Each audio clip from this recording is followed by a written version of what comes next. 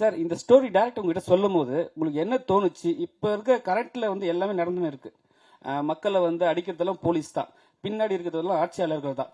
So இந்த story பண்ணும்போது நீங்க ஏதாவது டேரக்ட் ஏதாவது சொன்னீங்களா, இல்லை ஏதாவது ஸ்கிரிப்ட்ல ஏதாவது மாத்துனீங்களா? இல்லை சார், செகண்ட் ஹாஃப்ல ஆக்ஷன் பிளாக்ஸ் அதெல்லாம் ஒர்க் பண்ணோம். பட் இந்த ஸ்டோரி வந்து நான் கேட்கும் போது எனக்கு ஒரு விஷயம் பட்டு சார், இப்போ நீங்க கேட்ட கேள்விக்கும் ஒரு பதிலா இருக்கும்னு நினைக்கிறேன். இந்த உலகம் வந்துட்டு ஒரு உலகம் தான் சார், நம்ம எல்லாருமே வாழ்றது.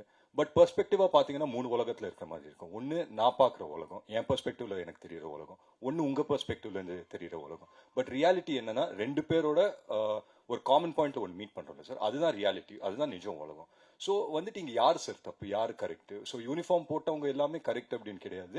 யூனிஃபார்ம் இல்லாம ஃபார் எக்ஸாம்பிள் அஸ்வினோட கேரக்டர் ஆகட்டும், அவர் ஒரு பேக் ஸ்டோரி வச்சு போராடுறாரு. ஸோ அவர் பெர்ஸ்பெக்டிவ்ல பார்க்கும்போது அவர் கரெக்டா இருக்காரு, என் பெர்ஸ்பெக்டிவ்ல பார்க்கும்போது எனக்கு கரெக்டா படுது.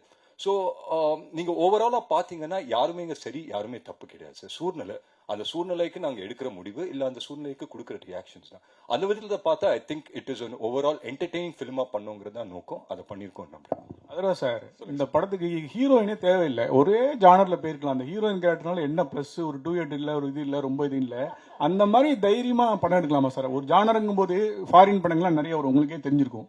அப்படி அந்த மாதிரி நீங்க வந்து தைரியமா எடுப்பீங்களா? இல்ல சார், கண்டிப்பா எடுக்கலாம் சார். ஏன்னா இன்னைக்கு இருக்கிற காலகட்டத்தில் ஐ திங்க் எவ்ரி இயர் வந்து சினிமா மாறிக்கிட்டே இருக்கு சார். போன வருஷம் நம்ம பார்த்த சினிமா இன்னைக்கு கிடையாது, இன்னைக்கு வந்து திருப்பி மாறிடுச்சு. அண்ட் நம்ம எக்ஸ்போஜரே பார்த்துக்கோங்களேன்.